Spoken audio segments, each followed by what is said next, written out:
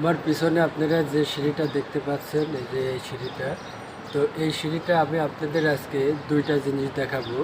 যে দুইটা জিনিস জানলে আপনারা এরকম সিঁড়ি খুব সহজে সেন্টারিং করতে পারবেন নিখুঁতভাবে এবং নির্ভুলভাবে।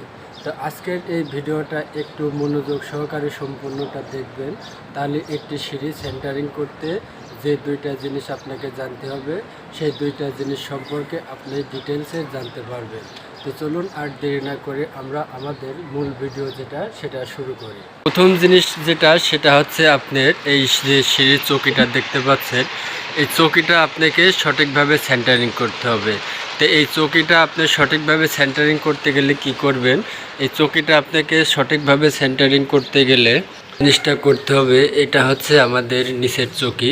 এখন মনে করেন এই চৌকিটা আমাদের 4 ফিট আছে, এই ওয়াল থেকে 4 ফিট আছে এই চৌকিটা।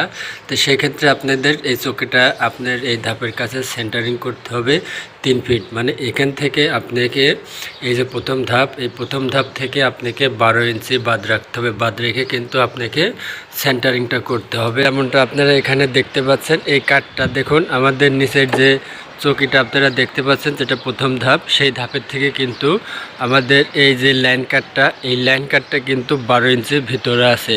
আর 12 ইঞ্চির ভিতরে এই জন্য রাখা আছে, এই যে স্লোপটা দেখতে পাচ্ছেন সিঁড়ির যে স্লোপ, এই স্লোপটা আমাদের প্রথম যে ধাপ, এই যে নিচের যে প্রথম ধাপ, এই ধাপ থেকে 12 ইঞ্চির ভিতরে ঢুকানো আছে।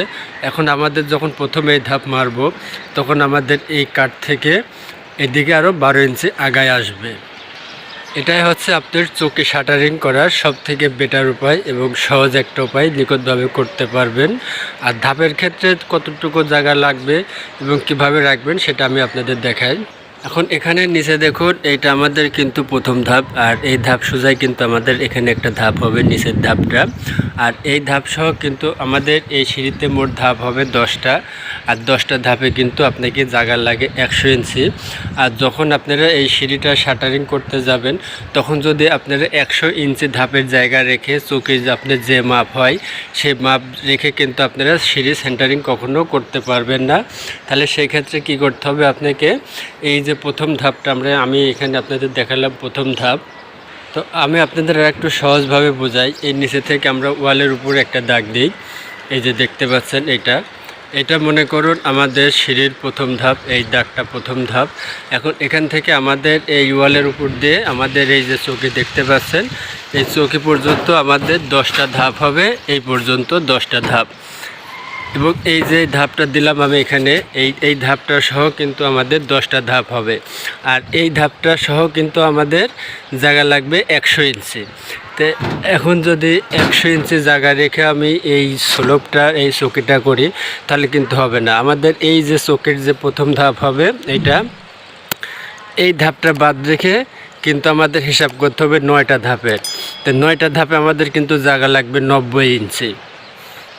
তো আপনারা যখন এই দাগ থেকে আমাদের এই যে ওখানে আমি যে দাগটা দিলাম, সেই দাগ থেকে আপনারা যদি 90 ইঞ্চি জায়গা রাখেন, তাহলে কিন্তু আপনার সিঁড়িটা সঠিক হবে। আর এই ধাপটা সহ আপনার 10টা ধাপ হবে, আর এইটা সহ কিন্তু আপনার 100 ইঞ্চি। আর এই ধাপটা আপনার সবসময় চোখের মধ্যে যায়, এই যে চোখের মধ্যে যায়। আর ড্রয়িংয়েও কিন্তু এই ধাপটা থাকে না, এখান থেকে কিন্তু দেখানো হয়। আর সব সময় আপনারা সিঁড়ির ধাপের জায়গা রাখবেন, প্রথম ধাপ থেকে বাদ দেবেন, প্রথম ধাপ বাদ দিয়ে পরবর্তী ধাপের জায়গাগুলো রাখবেন। আপনি টোটালে ধাপ যদি 10টা হয়, সেই ক্ষেত্রে কিন্তু আপনি 100 ইঞ্চি জায়গা রাখলে হবে না, আপনাকে 90 ইঞ্চি জায়গা রাখতে হবে।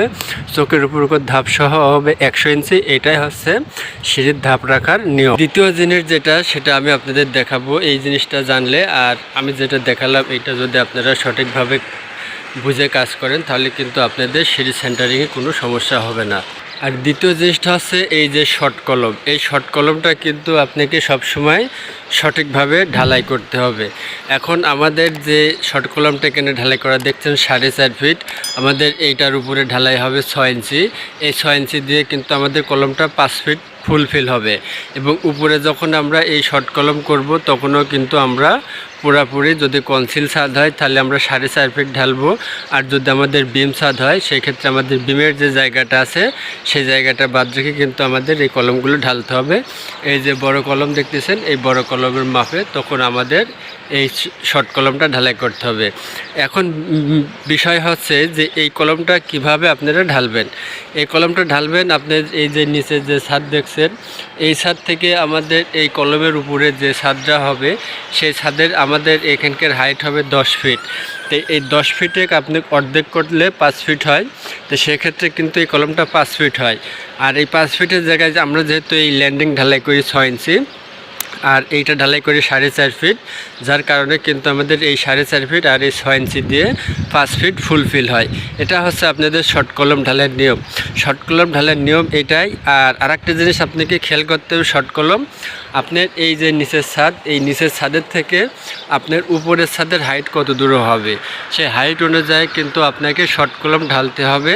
এবং এই শর্ট কলমটা ঢালতে গেলে আপনার যে সিঁড়ির ল্যান্ডিং ঢালাই হবে, এই ল্যান্ডিং ঢালাই যত ইঞ্চি হবে ততটা মাইনাস করে কিন্তু আপনাকে এই শর্ট কলমটা ঢালতে হবে। এই হচ্ছে সিঁড়ির দুইটা মেন জিনিস। এই দুইটা জিনিস আপনি যদি মনে রাখেন এবং জানতে পারেন তাহলে আপনার কাছে সিঁড়ি সেন্টারিং পানির মতো সহজ হবে।